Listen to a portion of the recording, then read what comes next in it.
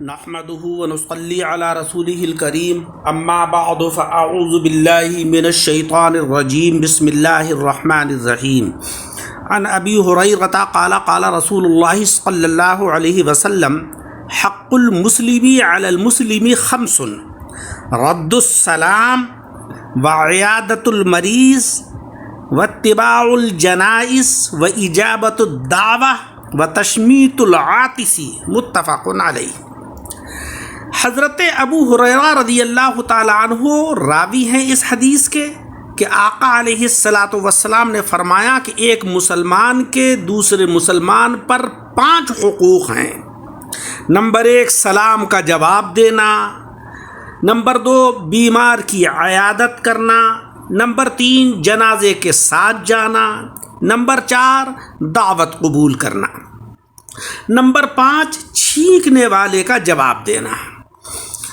اس حدیث میں 5 چیزیں فرض کفایہ ہیں۔ سلام کرنا سنت ہے اور وہ بھی حقوق اسلام میں سے ہے، جیسا کہ اگلی حدیث میں آ رہا ہے،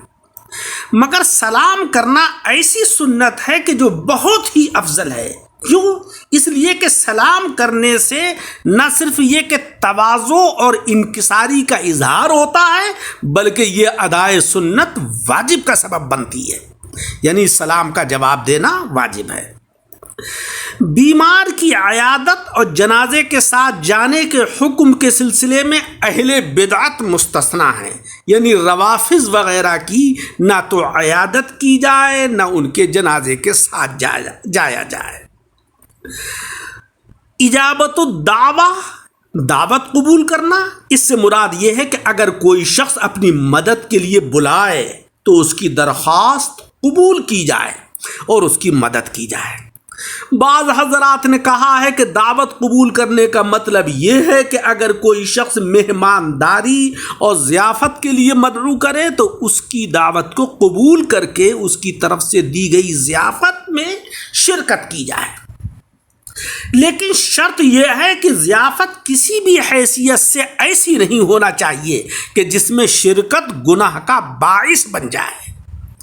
جیسا کہ حضرت امام غزالی رحمۃ اللہ علیہ فرماتے ہیں کہ جو ضیافت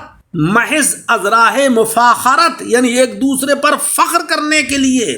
اور نام و نمود کی خاطر ہو، اس میں شرکت نہیں کرنا چاہیے، کیونکہ حضرات صحابہ اکرام رضی اللہ تعالی عنہم اور حضرات علماء اکرام کے بارے میں منقول ہے کہ وہ ایسی ضیافت کو پسند نہیں فرماتے تھے کہ جس کے اندر مفاخرت ہو، جس میں نام و نمود اور دکھاوا ہو، جس کے اندر اسراف ہو، فضول خرچی کا مظاہرہ کیا جا رہا ہو۔ چھینکنے والے کی چھینک کے جواب دینے کا مطلب یہ ہے کہ اگر چھینکنے والا الحمدللہ کہے تو اس کے جواب میں یرحمک اللہ کہنا چاہیے۔ شرح السنہ میں لکھا ہے کہ اسلام کے ان تمام حقوق کا تعلق تمام مسلمانوں سے ہے، خواہ وہ مسلمان نیک ہوں یا بد ہوں، یعنی ایسے مسلمان کہ جو گناہگار ہوں یا مبتدع یعنی بدعتی نہ ہوں، تاہم اس چیز کا احتیاط اور امتیاز رہے کہ بشاشت اور خندہ پیشانی کا مظاہرہ اور مصافحہ کرنا یہ صرف نیک مسلمانوں سے ہونا چاہیے، لیکن سلام کا جواب سب کا دینا چاہیے، اور سلام سارے مسلمانوں کو کرنا چاہیے، خواہ وہ مسلمان نیک ہوں یا گناہگار ہوں۔ اس کے بعد دوسری حدیث ہے کہ قال رسول اللہ صلی اللہ علیہ وسلم حق المسلم علی المسلم 6 الی آخرہ۔ آقا علیہ الصلاۃ والسلام نے فرمایا کہ ایک مسلمان کے دوسرے مسلمان پر 6 حق ہے۔ عرض کیا گیا کہ یا رسول اللہ وہ 6 حقوق کیا ہیں؟ آپ نے فرمایا کہ جب تم کسی مسلمان سے ملاقات کرو تو اسے سلام کرو، جب تمہیں کوئی دینی یا دنیاوی مدد کے لیے یا ضیافت کی خاطر بلائے تو اس کو تم قبول کرو، جب تم میں سے کوئی خیر خواہی چاہے تو اس کے حق میں خیر خواہی کرو، جب کوئی چھینکے اور الحمدللہ کہے تو تم یرحمک اللہ کہہ کر اس کا جواب دو، جب کوئی بیمار ہو تو اس کی عیادت کرو، جب کوئی مر جائے تو نماز جنازہ اور دفن کے لیے اس کے ساتھ جاؤ۔ وَإِذَا مَرِضَ،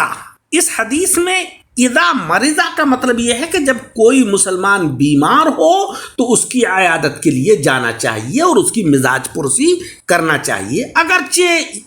عیادت اور مزاج پرسی ایک ہی مرتبہ کیوں نہ کی جائے۔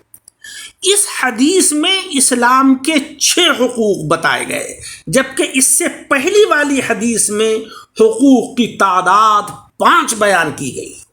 تو گویا اس حدیث میں خیر خواہی کا مزید ذکر کیا گیا، اضافہ کیا گیا۔ تو اس بارے میں یہ بات جاننا چاہیے کہ احادیث مبارکہ کے اندر حقوق کی جو تعداد ذکر کی گئی ہے، کہیں 5 اور کہیں 6، یہ حصر کے طور پر نہیں ہے کہ صاحب 5 کا ذکر ہے تو 5 ہی حقوق ہیں، 6 کا ذکر ہے تو 6 ہی حقوق ہیں، بلکہ حقیقت یہ ہے کہ ایک مسلمان کے دوسرے مسلمان پر بہت زیادہ حقوق ہیں، جن کو تدریجی طور پر مختلف احادیث میں تھوڑا تھوڑا کر کے بیان کیا جا رہا ہے۔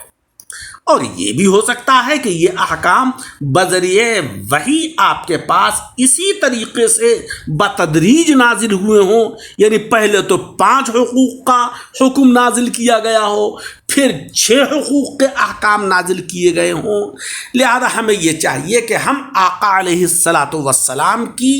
تعلیمات کے اوپر عمل کریں، اور آپ نے جو حقوق بیان فرمائے ہیں ایک مسلمان کے دوسرے مسلمان کے اوپر،